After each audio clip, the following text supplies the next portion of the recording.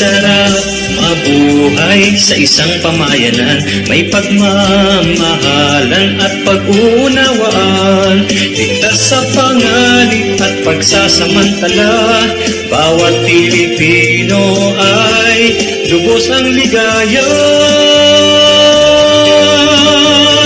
Sa BRP magkaisa tayo, dahil sa BRP tinubog ang pagkatao. Dapat ang BRP ay isa puso mo. Values Restoration Program, kailangan natin ito.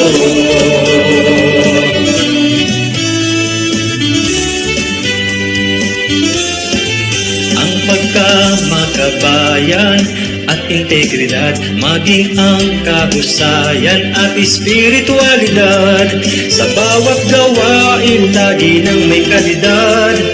Yan ay ilang tanda ng mapayapang komunidad. Sa BRP magkaisa tayo, dahil sa BRP tinubog ang pagkatao. Dapat ang BRP ay isa puso mo. Values Restoration Program, kailangan natin ito. Sa BRP magkaisa tayo, dahil sa BRP tinubog ang pagkatao. Dapat ang BRP ay isa puso mo. Values Restoration Program, kailangan natin ito. Magkaisa tayo, dahil sa BRP tinubog ang pagkatao. Dapat ang BRP ay isa puso mo. Values Restoration Program, kailangan natin ito.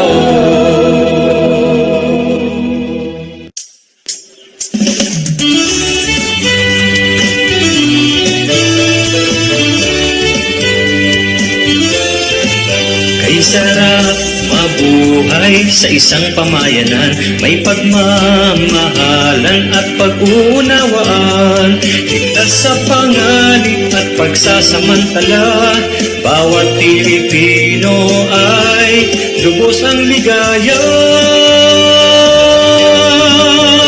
Sa BRP magkaisa tayo, dahil sa BRP tinubog ang pagkatao.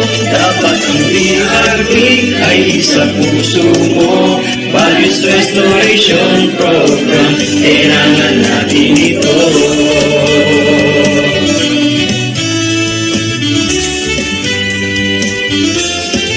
Ang pagkamakabayan at integridad, maging ang kahusayan at espiritualidad, sa bawat gawain lagi ng may kalidad.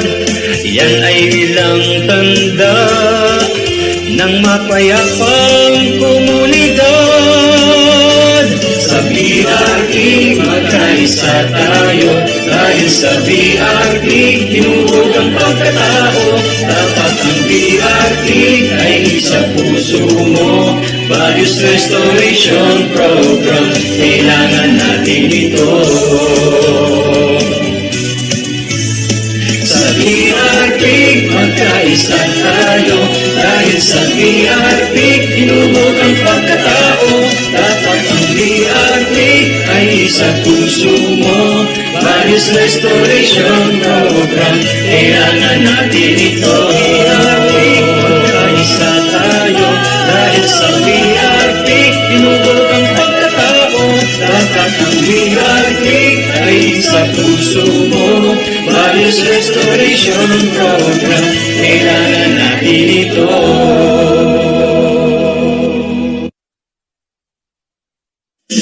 Mga kababayan, ang pambansang awit ng Pilipinas.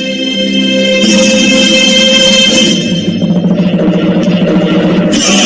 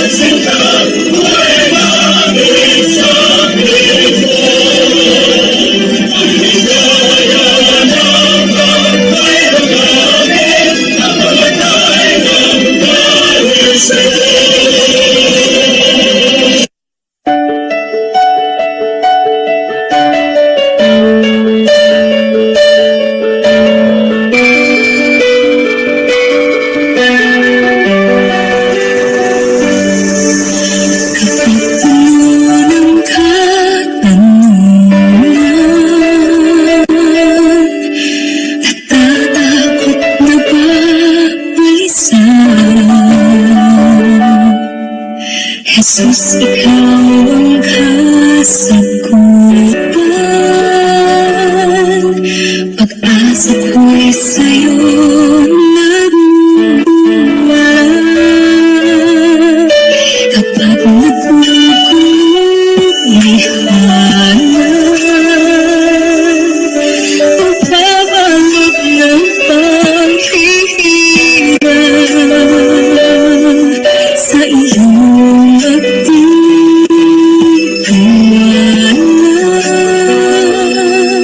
habang buhay maniniwala, ikaw ay Diyos sa lahat ng sandali, sa bawat pangyayari, hindi nagkakamali, ikaw ay Diyos, ang buhay na muli, at sa puso ko'y lagi mananatili, ikaw ay Diyos.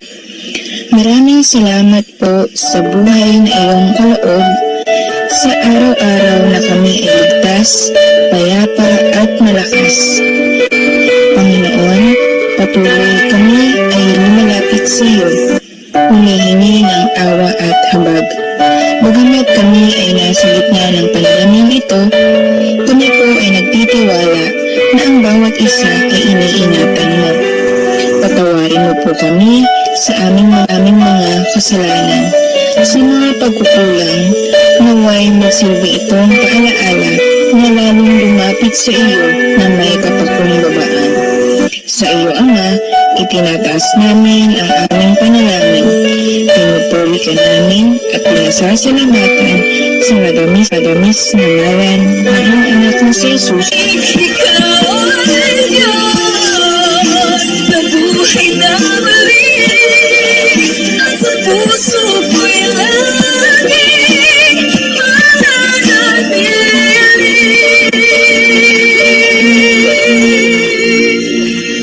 ikaw ay Diyos. Panunumpa sa watawat ng Pilipinas.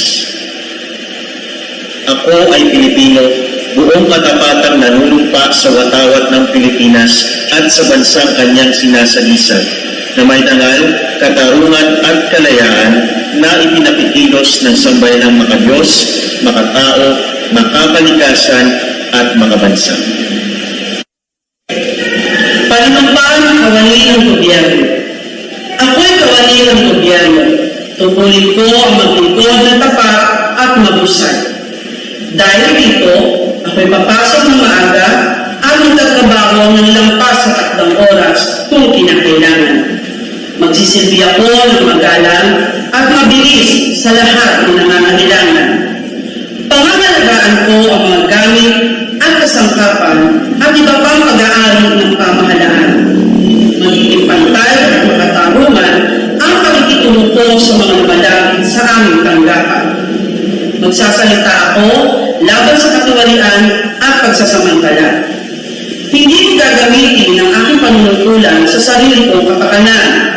Hindi ako hihingi o tatanggap ng sulod. Sisikapin kong madagdagan ang aking talino at kakayahan upang ang antas ng paglilingkod sa bayan ay patuloy na maitaas, sapagkat ako'y kawani ng gobyerno. At tungkulin ko ang maglingkod ng tapat at mahusay sa bayan ko at sa panahong ito. Ako at ang aking mga kapwa-kawani ay kailangan tungo sa isang maunlad, masagana at mapayapang Pilipinas. Sa harap ng lahat, ako'y taos-pusong nalulumpa.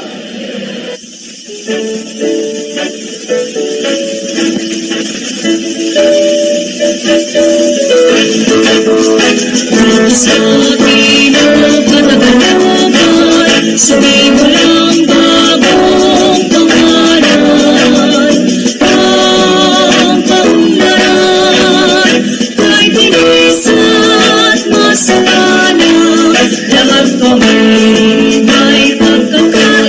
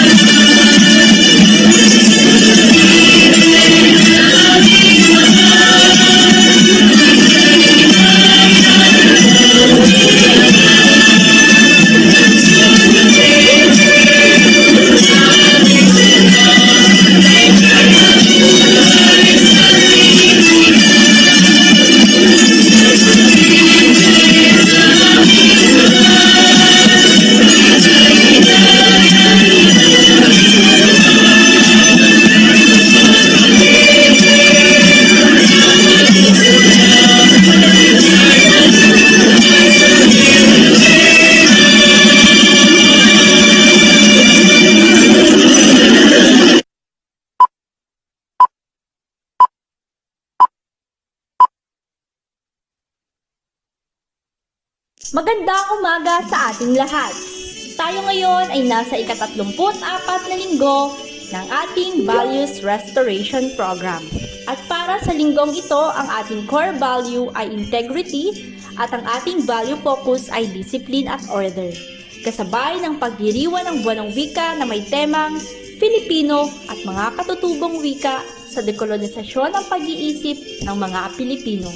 Tara na at makinig, kaalaman ay makamit. Ano nga ba ang tinatawag nating disiplina at kaayusan? Paano nga ba ito nakakaapekto sa ating pang-araw-araw na pamumuhay? Ayon sa pahayag mula sa Timoteo 2, versikulo 1 hanggang 7, sapagkat ang espiritong ibinigay sa atin ng Diyos ay hindi espirito ng kahinaan ng loob, kundi espirito ng kapangyarihan, pag-ibig at pagpigil sa sarili. Sa makatuwid, tayong mga tao o ikaw mismo na nanonood ngayon ay mayroong choice o yung tinatawag nating free will sa kung anong desisyon ang nanaisin mo. Dahil ang bawat desisyon o pagsunod mo ay iyong kagustuhan at hindi dahil sa wala kang choice. Dahil ang hindi mo pagpili ay pagpili mo pa rin. Hindi natin maaaring sabihin na tao lamang tayo kaya wala tayong kakayahan. Dahil mismong Panginoon na natin na nagsabi na nilikha tayo hindi bilang mahina, kundi may espiritong puno ng pag-ibig, kapangyarihan, at may sariling desisyong nais. Ngayon ay pakinggan naman natin ang pananaw ng ating kasamahang guro mula sa Baitang 7, Binibining Ruby Giriba. Ang pahayag na nabanggit ay isang paalala na may nananatili at nananahan sa atin ang banal na Espiritu ng Panginoon at nagbigay sa atin ng isang regalo ng kalakasan sa lahat ng ating pangangailangan sa buhay, gaano man kahirap ang buhay na ating tinatahak. Ito rin ay isang paalala sa atin ng Panginoon na sa mundong ito tayo ay makakaranas ng hirap at pagsubok. Ito ay pag-iinganyo sa atin na alalahanin na siya mismo, Panginoon, ay nalampasan ang hirap sa mundo. Kailangan natin ang lakas sa ating buhay, pero ang totoong lakas ay hindi masusukat sa kung ano man ang kakayahan natin. Bagkos, ang lakas na manggagaling sa Panginoon. Ang kanyang biyaya ay sapat na para harapin ang mga pagsubok sa ating buhay. Dahil ang kanyang lakas ang bubuo sa ating mga kahinaan. At dahil sa ating mga kahinaan, diyan tayo nagiging malakas sa Panginoon. Maraming salamat po, Binibining Ruby. Ngayon naman ay saksihan natin ang usaping panlipunan sa talk show na inihanda ng Baitang 7 Kagawaran ng Filipino sa kanilang BRP Show with Kuya Ed.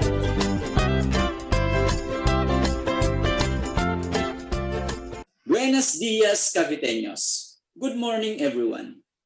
Welcome to the VRP Show with Kuya Ed. Isa na namang makabuluhang isyong panlipunan ang ating papag-usapan ngayong umaga bilang bahagi ng ating Values Restoration Program. Mga kaibigan, makakasama natin ngayong umaga ang mga kinatawan ng iba't ibang ahensya ng ating bansa, ang chairman ng NMDA, Sir Anthony Gonzaga, ang chairman ng IATF, Ma'am Ludivina Sodi, at ang secretary ng Department of Health, Secretary Angustia Fernandez. Magandang umaga po sa inyo. Ito ay mabilisang tanong lang, no? Kumusta naman po kayo at ang ahensya na ating kinabibilangan? Maayos naman, Kuya Ed, sa kabila ng problema natin sa trapiko kahit na mayroong pandemya. Ngunit patuloy pa rin tayong nag-iisip at mag-iisip ng paraan kung paano ito mababawasan at maiiwasan. Mabuti naman, Kuya Ed. Abala tayo sa pagmamonitor sa kaganapan sa ating bansa. Kaugnay ng pandemya ang ating nararanasan. Maraming salamat po, Kuya Ed, sa pangungumusta. Nagpapasalamat po ako sa Diyos at malusog ang aking pangangatawan sa kabila ng napakaraming pangyayari sa ating paligid sa kasalukuyan. Ang ahensya po ng DOH ay patuloy naman sa aming kumpanya laban sa COVID-19. Nakakalungkot lamang pong isipin dahil patuloy po ang pagtaas ng kaso ng COVID-19. At sinamahan pa po ito ng Delta variant. Dahil po siguro, marami pa rin ang hindi marunong sumunod sa health protocol ng ating pamahalaan. Actually, kaya ko po kayo kinumusta ay dahil may kinalaman ang inyong mga sinabi sa ating isyong papag-usapan ngayong umaga. Ang isyong ating papag-usapan ngayong umaga ay tungkol sa discipline at order. Sa totoo lang, no, isa ito sa ating pangunahing problema sa ating bansa o kahit saan mang bansa pagdating sa disiplina. Tama. Nakakalungkot lang isipin, Kuya Ed, na kung minsan, kung sino pa yung may mataas na pinag-aralan, eh sila pa yung nagkukulang sa disiplina. Pag kasi sinabi nating disiplina, ito ay ang kakayahang sumunod sa mga patakaran o alituntunin ng tama. Tama po. Alam nyo, kung tayo ngayon sa kasalukuyan ay magmamasid, tiyak masasabi natin na nagkakaroon ng malaking kakulangan sa usaping disiplina at kaayusan. May ipapakita akong larawan sa monitor. Ngayon, make some reactions kung ano po ang inyong opinion sa inyong makikita. Alam mo, Kuya Ed, sa aking 10 taon bilang tagapangasiwa ng MMDA, ay nakita kong isa sa pangunahing dahilan ng pagbaba ng ekonomiya sa ating bansa ay dahil sa problema sa trapiko. Ang tanong dyan, Kuya Ed, bakit nagkakaroon ng trapiko? Yan ay dahil sa kulang na kulang tayo sa disiplina. Ang hindi pagsunod sa batas trapiko, kawalan ng disiplina sa sarili, ay ang dahilan kung bakit nagre-resulta ito sa mabigat na trapiko. Wala namang traffic, Kuya Ed, kung ang lahat ng mga may sasakyan at mga tao na dumadaan sa kalsada ay may disiplina. Sa ganoong paraan, magkakaroon tayo ng kaayusan. Yes, agree po ako sa sinabi ni Sir Gonzaga, no? Minsan, sa kagustuhan natin na makarating agad sa ating patutunguhan o pupuntahan, ay binabaliwala natin ang mga signages, traffic lights, at ultimo ang mga nagmamanto sa trapiko. Kaya minsan, nagkokos pa ito ng aksidente sa kalsada. Idagdag mo pa dyan ang mga commuter, ang mga ambulance vendor na lalong nagpapasikip sa mga kalsada natin. Wala namang masama, Kuya Ed, na maghanap buhay, pero sana gawin ito sa tamang lugar. Ganon din ang mga kapwa nating commuter na nakikipagpatenteruhan sa mga sasakyan. Halimbawa na yan, Kuya Ed. Nabasa mo ng bawal tumawid at nakamamatay, itatawid ka pa rin. Doon mo makikita, Kuya Ed, ang kawalan ng disiplina sa mga sarili. At ito ang masaklap na katotohanan, Chairman. Next, pangalawang larawan. Alam mo, Kuya Ed, hindi naman nagkukulang ang ating ahensya sa pagpapaalala sa ating mga mamamayan. Lagi naman tayo nagpapalabas ng mga anunsyo kaugnay ng mga health protocols na kailangan nilang sundin. Pero bakit patuloy na tumataas pa rin ang kaso ng COVID sa ating bansa? Sa kabila ng mga paalala kasi na aming inilalabas regarding the health protocols, ay parang pinagwawalang bahala lamang ito ng ating mga mamamayan. Pumunta ka sa SF, anong makikita mo, Kuya? Kumpul-kumpul ng mga tao na nagsha-shopping. Wala nang social distancing. Dikit-dikit na sila. Maging sa mga grocery stores, sa mga department stores. Ang ina sa kanila ay wala pang suot na face shield. At yung iba naman, may suot mang face mask ay saan mo makikita nakalagay? Sa kanilang mga baba. At hindi lang yan, Kuya Ed. Noong isinailalim tayo sa DCQ, anong nangyari? Aba, ang mga tao, agad na naglabasan ng kanilang mga bahay at nagpunta sa mga resort at mga beaches. Akala mo noon ay wala ng pandemya sa bansa. Ano ngayon na naging epekto nito, Kuya Ed? Mas lalong dumami ang kaso ng COVID-19 sa ilang lugar sa ating bansa. Sa ganitong senaryo, kitang-kita mo ang kawalan natin ng disiplina.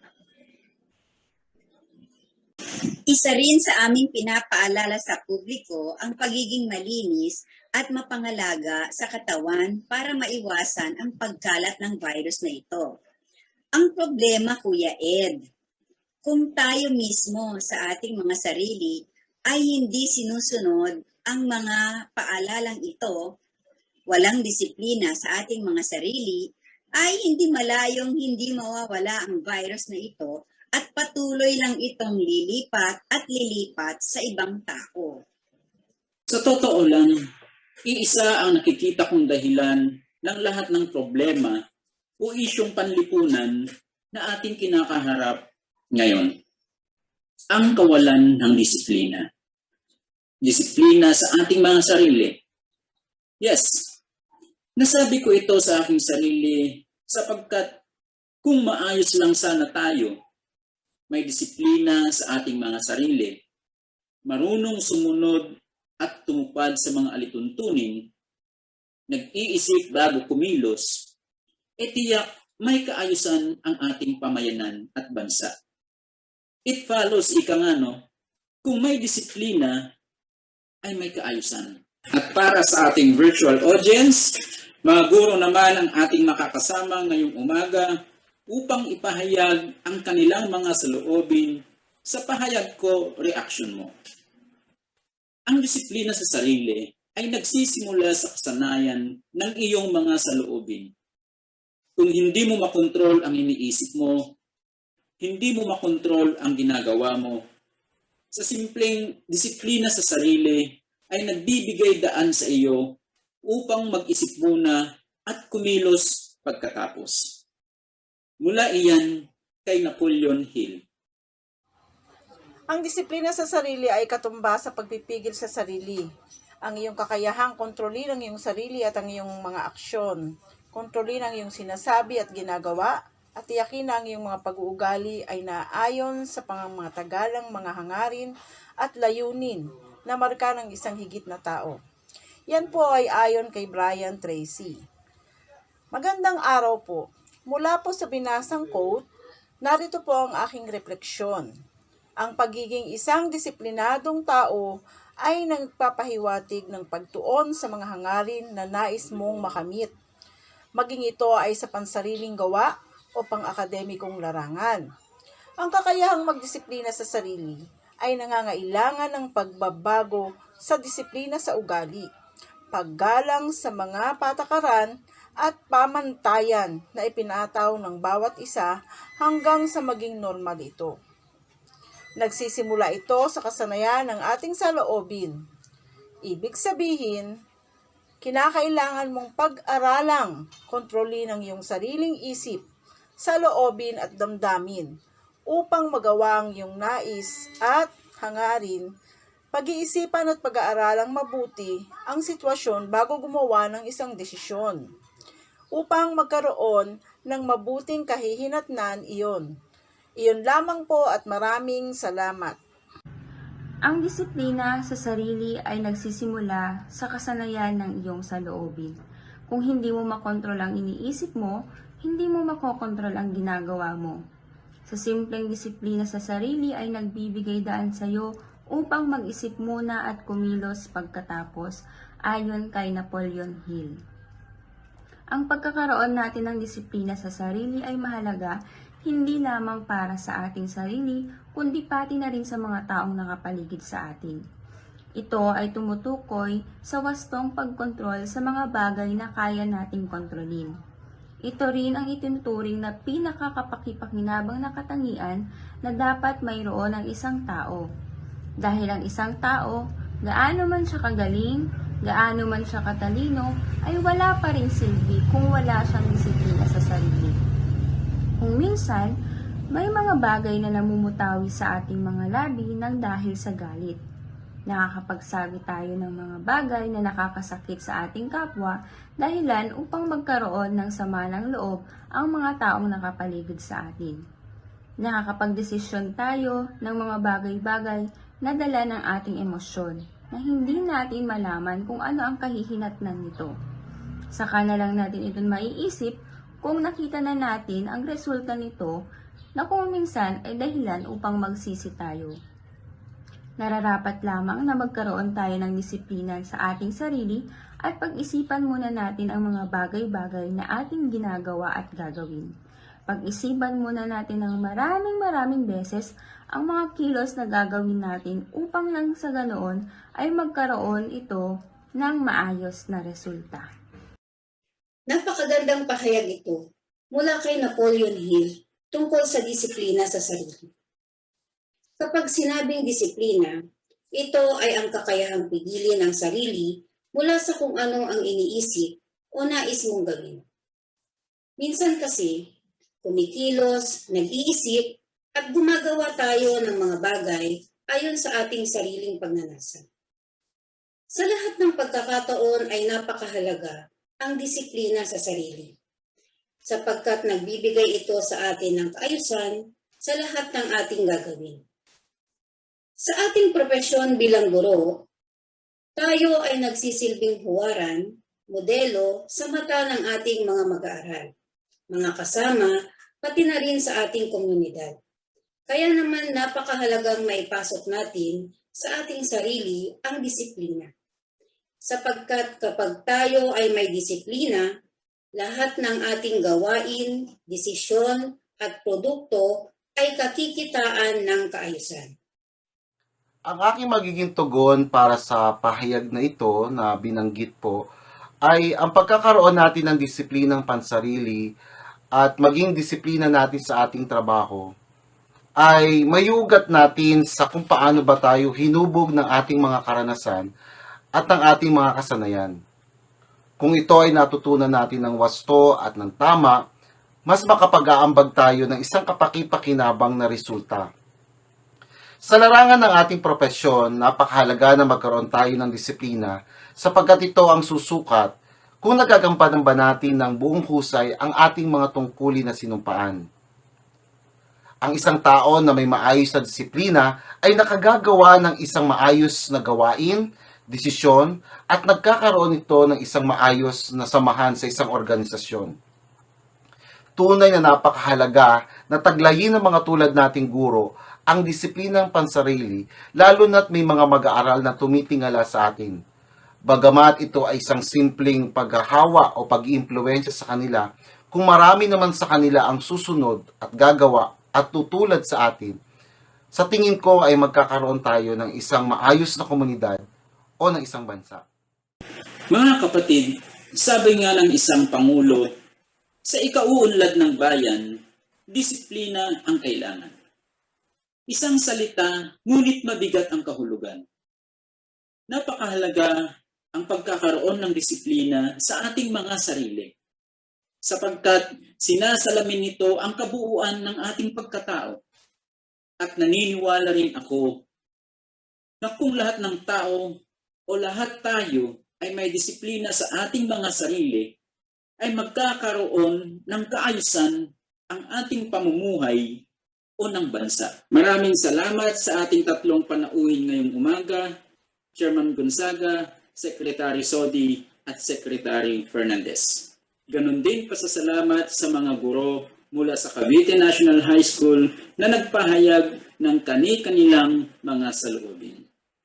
Mga kaibigan, isa na namang makabuluhang usapin ang ating napag-usapan. Samahan niyo ulit kami sa ating susunod na isyong panlipunan dito sa VRP Show with Kuya Ed. Ating napakinggan sa talk show pinag-usapan, isyong panlipunan, nakakalungkot na katotohanan, disiplina at kaayusan sa sarili, pamayanan ay sadyang napakainam. At upang ihayag ang ating deklarasyon, tinatawagan si Binibining Rubigeriba, Guro 1 mula sa Baitang 7. Ako bilang guro ay nangangakong makikisa sa hangaring may tanim sa puso't isipan ng kapwa kong mga guro, mga mag-aaral at maging sa aking pamilya ang kultura ng disiplina sa pamamagitan ng pangunguna sa pagpapakita ng disiplina mula sa aking tahanan, maging sa aking paaralan hanggang sa pamayan ng aking kinabibilangan. Bilang isang may disiplinang guro, gagampanan ko ng buong puso ang aking sinumpaang tungkulin upang magsilbi akong huwaran, sa mga mag-aaral na aking tinuturuan. Bilang isang disiplinadong mamamayan, taos-puso kong tatalima sa mga batas at susuporta sa mga programa ng pamahalaan tungo sa mas maunlad na Pilipinas. Makikisa ako sa mga programa sa paglilinis ng kapaligiran, paghahanda sa kalamidad at iba pang gawain na lalo pang magpapabuti ng aking buhay at pamumuhay ng aking kapwa mga Pilipino. Ito ay aking isasabuhay at paninindigan tungo sa isang malinis na hangarin, ang mamuhay ng may disiplina. Tunay, napakahalaga ng disiplina sa ating mga sarili, sapagkat nagbibigay ito ng kabuuan at kaayusan ng ating pagkatao. Bagong susunod ay tunghayan, halina't kaalaman ay dagdagan sa Wika Alaman. Wika Alaman. Alam nyo ba na magkaterno ang tawag na Filipino para sa wikang Filipino, pati na rin sa tao at kultura? May F tayo sa alpabetong Filipino kasama ang J, V at Z na likas na mga tunog sa mga katutubong wika gaya ng Itawid, Ifugao, Ivatan, Meranao at iba pa. Dahil sa wikang Filipino, kasama lahat. Maging mahusay sa ating wikang pambansa. Kasi tayo yan. Filipino ako. Filipino ang wika ko. Pilipinas ang bayan ko. Ngayon naman, sa bahaging ito, ay pakinggan natin ang Guro 3 mula sa Baitang 7, Ginoong Eddie Agustin sa kanyang pangwakas na mensahe bilang bahagi ng pagdiriwan ng Buwan ng Wika. Isang napakamakabuluhang pangyayari para sa ating lahat ang maipagdiwang ang Buwan ng Wika, lalo na sa panahong ito na ang katatagan ng mga Pilipino ay sinusubok ng pakikipaglaban sa pandemya na halos nagpalugmok sa kabuhayan ng mga mamamayan at ng ating bansa. Makabuluhan dahil wala man ang nakaugaliang pamamaraan ng pagdiriwang ay hindi natin nakaligtaang mabigyang halaga ang ating pambansang wika kahit sa simpleng kaparaanan. Pinatunayan natin na walang maaaring maging hadlang sa pagpapakita ng ating pagmamahal sa ating wika. Ang wikang naging daan ng pagkakaisa natin lahat ng mga Pilipino. Ang wikang nagmulat sa atin na may iisa tayong lahi sa kabila ng pagkakaiba-iba ng mga kinagisnan nating wikang sinasalita. Ang wikang sagisag ng ating pagkakakilanlan at ng muli nating pagbangon mula sa kahirapang nararanasan natin ngayon. Sa panahong ito ng pagsubok, atin nang gamitin ang ating wikang pambansa, ang wikang Filipino, upang ipaunawa sa lahat sa ating mga mamamayan ang kahalagahan ng pag-iingat sa ating mga sarili sa pamamagitan ng pagsunod sa mga itinakdang alituntunin ng pamahalaan, lalo na ng kagawaran ng kalusugan. Sa pamamagitan ng wikang nauunawa ng lahat, ay magagawa nating hikayating maging ang mga hindi pinalad na makapag-aral na makiisa upang tuluyan nating magapi ang kalabang hindi natin nakikita. Lagi nating isaisip ang pahayag na Filipino ako, Filipino ang wika ko. Mabuhay ang wikang Filipino. Maraming salamat, Ginoong Agustin, sa inyong pangwakas na mensahe. Ngayon naman, ay saksihan natin ang video ng pasasalamat na inihanda ng Kagawaran ng Filipino sa lahat ng lumahok at nakisa sa pagdiriwan ng Buwan ng Wika at Values Restoration Program.